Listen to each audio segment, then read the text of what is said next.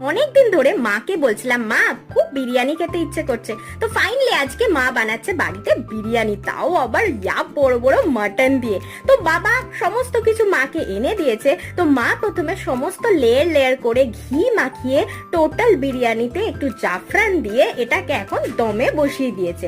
আর আমি তো মাকে বললাম, মা কখন হবে, তাড়াতাড়ি করো। মা বলছে, দেখ এই জন্যই কিন্তু ভালো হয় না, তুই এত বেশি তাড়া করিস। এই নিয়ে হাসাহাসি করছি।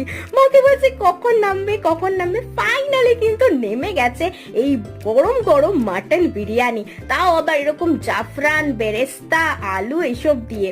আমার মায়ের মতন বিরিয়ানি আমি সত্যি বলছি আমি কোথাও খাইনি। আমি দাদা বৌদি বিরিয়ানি খেয়েছি, তারপরে আরসালান আমিনিয়া, মানে কারোর সাথে তুলনাই করা যায় না।